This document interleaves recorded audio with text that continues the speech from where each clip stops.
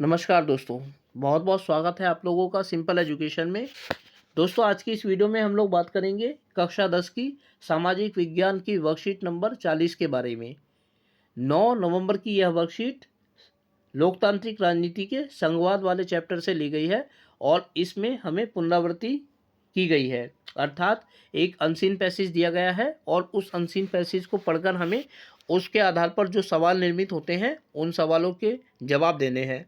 तो चलिए हम देखते हैं कि संघवाद के बारे में क्या बताया गया है आज की इस वर्कशीट में पुनरावृत्ति कार्य में। दिए गए अनुच्छेद को पढ़िए एवं पूछे गए प्रश्नों के उत्तर दीजिए।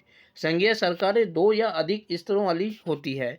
हमने अपने देश में 2 स्तरों वाली सरकार की चर्चा की है, पर भारत जैसे विशाल देश में सिर्फ 2 स्तर की शासन व्यवस्था से ही बढ़िया शासन नहीं चल सकता। सब भारत के प्रांत यूरोप के स्वतंत्र देशों से भी बड़े हैं। भारत के अनेक राज्य खुद भी अंदरूनी तौर पर विविधताओं से बने हैं। इस प्रकार इन राज्यों में भी सत्ता को बांटने की जरूरत है। भारत में संघीय सत्ता की साझेदारी 3 स्तरों पर करने की जरूरत है, जिनमें तीसरा स्तर स्थानीय सरकारों का हो और यह प्रांतीय स्तर की सरकार के नीचे हो। भारत में सत्ता के विकेंद्रीकरण के पीछे यही तर्क दिया गया। इसके फलस्वरूप 3 स्तरों की सरकारों का संघीय ढांचा सामने आया, जिसमें तीसरे स्तर को स्थानीय शासन कहा जाता है। जब केंद्र और राज्य सरकार से शक्तियां लेकर स्थानीय सरकारों को दी जाती है तो इसे सत्ता का विकेंद्रीकरण कहते हैं। विकेंद्रीकरण के पीछे बुनियादी सोच यह है कि अनेक मुद्दों और समस्याओं का निपटारा स्थानीय स्तर पर ही बढ़िया ढंग से हो सकता है। लोगों को अपने इलाके की समस्याओं की बेहतर समझ होती है। लोगों को इस बात की भी अच्छी जानकारी होती है कि पैसा कहाँ खर्च किया जाए और चीज़ों का अधिक कुशलता से उपयोग किस तरह से किया जा सकता है। इसके अलावा स्थानीय स्तर पर लोगों को फैसलों में सीधे भागीदार बनाना भी संभव हो जाता है। इससे इस लोकतांत्रिक भागीदारी की आदत पड़ती है। स्थानीय सरकारों की स्थापना स्वशासन के लोकतांत्रिक सिद्धांत को वास्तविक बनाने का सबसे अच्छा तरीका है।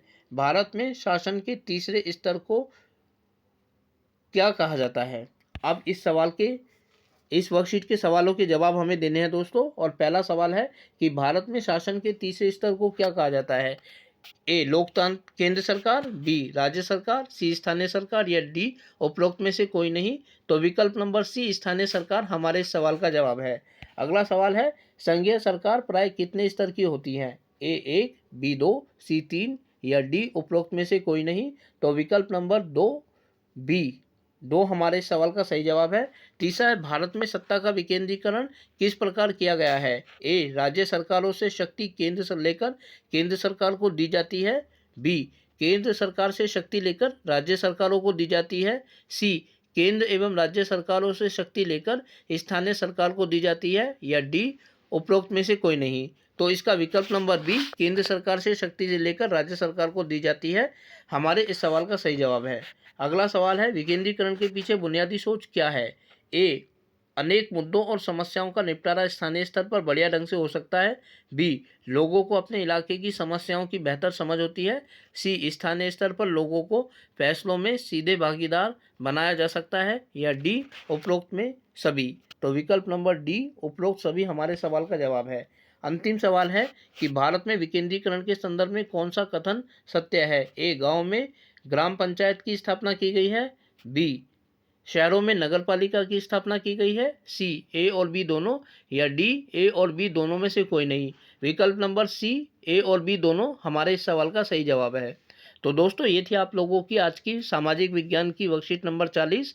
उम्मीद करता हूँ कि आपको वीडियो अच्छी लगी होगी और साथ ही आपसे अनुरोध करता हूँ कि यदि वीडियो अच्छी लगी तो वीडियो को लाइक और चैनल को सब्सक्राइब जरूर करें। इसके अलावा आगे आने वाले अन्य दिनों में अन्य वीडियोज़ को देखने के लिए जुड़े रहें मेरे साथ मेरे इस यूट्यूब चैनल पर, जिसका नाम है सिंपल एजुकेशन। फिलहाल आप लोगों से विदा लेना चाहूँगा। वीडियो को देखने के लिए आपका बहुत बहुत धन्यवाद।